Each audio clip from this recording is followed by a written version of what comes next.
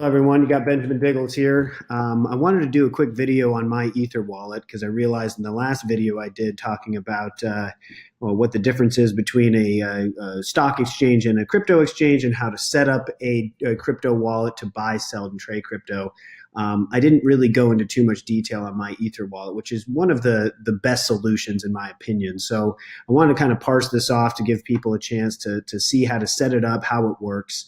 And also I left out one kind of big piece of information when I was talking about this being an option to store your crypto, is that MyEtherWallet is only for Ethereum-based tokens, also known as ERC20 tokens. You can look that up to find out what that means. But really, for all intents and purposes, that means that no Bitcoins can be stored on MyEtherWallet, but rather this is set aside for what is known as altcoins. Those that know, I work for Constellation, constellationlabs.io if you want to check it out. And we actually have an ERC20 token called DAG, D-A-G. And this is something that I encourage my friends to set up a MyEtherWallet if they want to buy some DAG and just kind of store it. So we're going to walk through these steps. The good news is it's fairly simple and straightforward.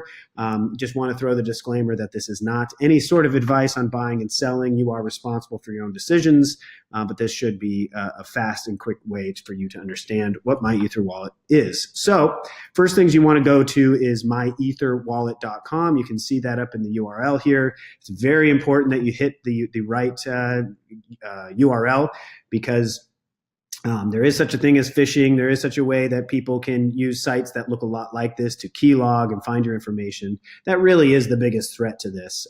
Somebody overlooking your shoulder and seeing what you're doing. So just know you want to be very careful. And you're going to see these pop-ups that tell you all sorts of stuff like, hey, here's what it is, here's what it's not.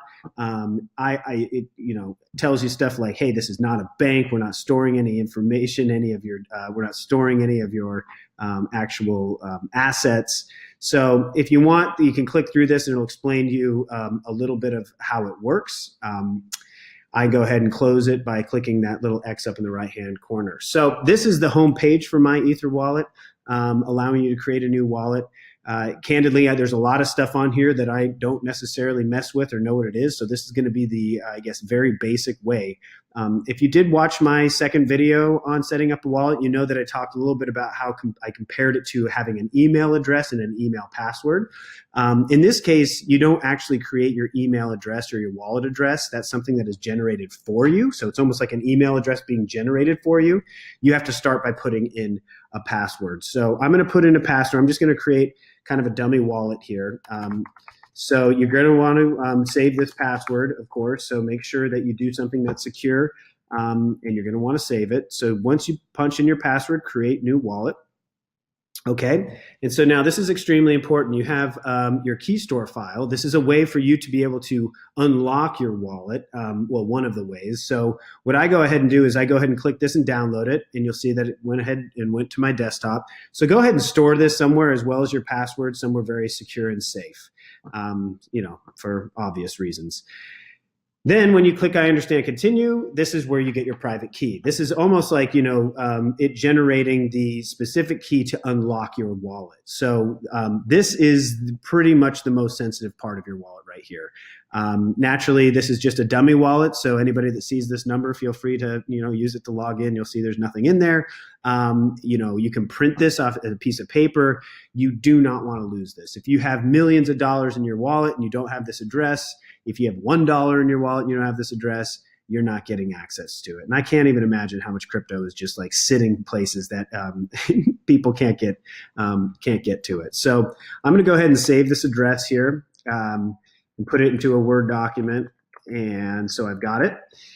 And that's that. Once you save your address, you're done. So it'll ask you, how do you want to access your wallet? So you'll notice so far you don't have a wallet address. You just have a private key. So you're going to want to get access to that. But let's go ahead and just say we're going to start from scratch, and we're going to go back to the home page. And you'll see that up in the top hand corner here, so now that you've created your wallet, you want to say, okay, where's my address and how much do I have in it? Naturally, you don't have anything in it because nothing's been sent to it. But in the top level navigation, you have some pretty important links here. The two that probably going to be the most important to you are going to be view wallet info and send ether in tokens. So In this case, let's go ahead and click on View Wallet Info, and it's going to ask you how you want to access the wallet.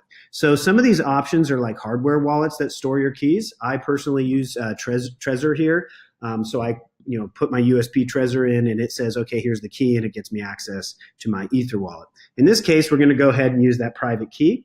And you'll also see 3 up, there's this key store JSON file. That's that thing you downloaded and stored your computer. That's another option, probably more secure. So, but in this case, we're going to use the private key that we generated. And I go ahead and place it in there. So there you go. And they'll say, okay, this is not a recommended way. A big reason, again, is because people could be phishing. They could be watching. I'm not too worried about that. So I go ahead and click unlock.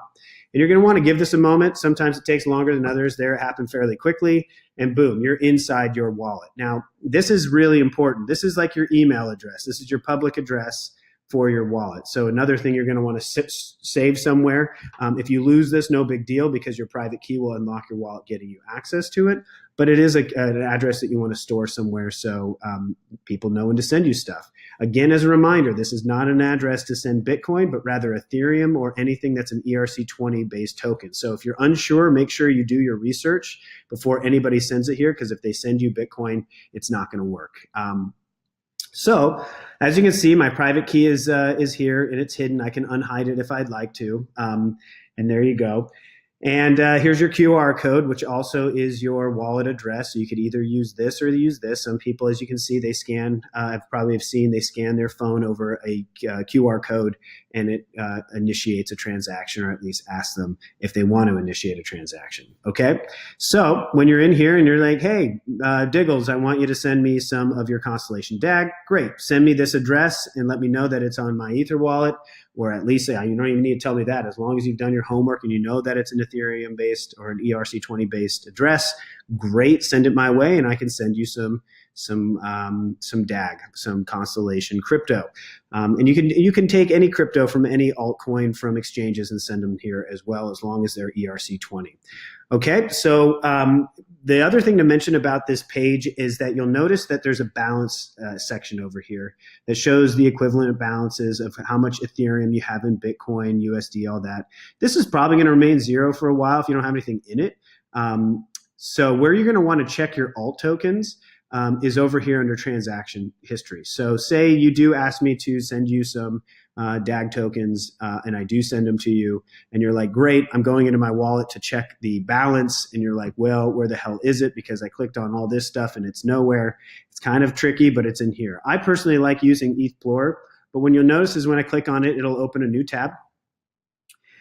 And in this tab, you'll see your balance. Right now, there's no token balance, but if you had any DAG or anything that was an ERC20 based token that was being stored in this wallet, you would find it here. You not only see the total of how many tokens you have, but what the current market value of that token is as well. So it's really that easy. And both of these have just a different interface, essentially showing the same type of information. So going back over to send Ether and tokens, this is pretty much the other thing you're going to want to do with your MyEtherWallet. When you go here, it's going to ask you to give you your private key again. So we'll go and paste that in, which that's not it. That's now that's your wallet address. So here's your private key. So it's going to unlock this.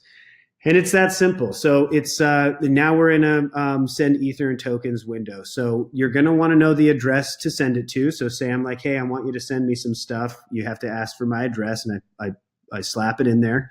And then you want to send the amount that you want. And in here, you'll see that it only says ETH right now. You have to manually add the different types of tokens you want to add to this. So if you have any, you'll see down here, it says add custom token. I'm not going to go through that on this. There's a few steps to adding these tokens in there. Feel free to shoot me a note if you want to figure out a way to add those tokens, and maybe I'll do a second video on that. But once you get it in there, you'll notice down here there's a thing called gas limit. Now, your gas limit is basically a transaction fee. They just use this term gas for the Ethereum network. And this is kind of a little bit of a gotcha that I didn't realize when I was first working with my EtherWallet.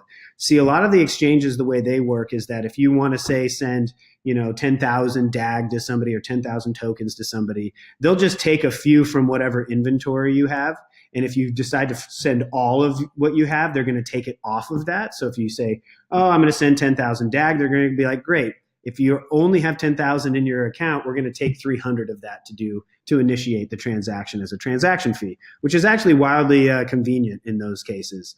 MyEtherWallet, since it's not a bank and they don't store any of that, they're not going to be pulling any of that stuff out of your account. So you have to have Ethereum to actually send money or send tokens or any crypto out of your MyEtherWallet.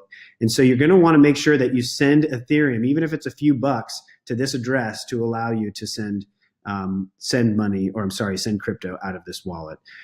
That's not really the focus of this video, though, is on the sending. Again, if you want to talk through that, we can talk about it separately. This is really about setting up a new wallet and knowing how to check your wallet info and really sending stuff to it. So that way, so when people want to send you crypto, or if you want to get crypto from Mr. Diggles, which I'd be happy to send you some, you just have to know how to set this up and give me your address. It's kind of your buy-in, because at the end of the day, you're responsible for keeping track of your private key, your password, as well as that file that is downloaded. I can't do that for you. So that's that. If you have any questions, feel free to hit me up, Mr. Diggles at mrdiggles.com. Otherwise, look forward to more videos trying to make sense of all this. Have a great day, guys.